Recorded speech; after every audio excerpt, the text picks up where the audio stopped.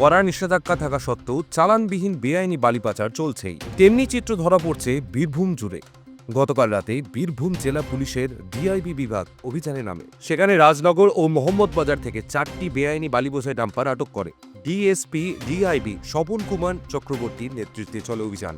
জানা গিয়েছে, রাজনগর থানার জয়পুর বালিঘাট থেকে এই বালি বোঝাই ডাম্পার আসছিল। সে সময় সিউড়ি রাজারপুকুরের কাছে ডাম্পারটিকে আটক করা হয়। একইভাবে মোহাম্মদবাজারেও 3টি বেআইনি বালি বোঝাই লরিকে আটক করা হয়। ডাম্পার চালকরা কেউই প্রয়োজনীয় চালান দেখাতে পারেন, ফলে এক রাতে 4টি বালি বোঝাই লরিকেই আটক করে পুলিশ। গাড়ি পিছু 1 লক্ষ টাকা করে জরিমানা হবে বলে জানা গিয়েছে। কাদের মদতে চলছে এই বালি পাচার, সেই প্রশ্নই উঠছে।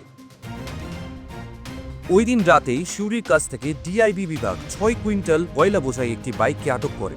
বস্তার ভেতর কয়লা ভরে বাইকে করে লোকপুর থানা এলাকা থেকে সিউড়ির দিকে আসছিল শাহাবুদ্দিন খাঁ। সে সময় পিছু ধাওয়া করে কয়লা বোঝাই বাইকটিকে আটক করে পুলিশ। শাহাবুদ্দিন খাঁ পালিয়ে যাওয়ার চেষ্টা করলেও পুলিশ তাকে ধরে ফেলে। কয়লা নিয়ে যাওয়ার কাগজ না থাকায় শাহাবুদ্দিনকে গ্রেপ্তার করা হয়। কোথায় এই কয়লা নিয়ে যাওয়া হচ্ছিল তা খতিয়ে দেখছে ডিআইবি বিভাগ। নাম কি? সাবুদ্দিন খাঁ, কোথায় বাড়ি? গোপালপুর। গোপালপুর। আচ্ছা, এই কয়লা মোটর সাইকেলে কি কয়লা আছে তো? এই কয়লা কোথা থেকে তুলেছিস, কোথা থেকে আনছিস? স্যার ওই লোকপুর সাইড থেকে আসে। লোকপুর সাইড থেকে আসে, গোপালপুর থেকে তুলেছিস? আর কটা গাড়ি আসছে পেছনে? স্যার গাড়ি আসছিল পেছনে, গাড়ি আমি একাই ছিলাম। আর আসছে না স্যার গাড়ি। দ্য সহজ পাঠ, সহজ কথা, সঠিক তথ্য।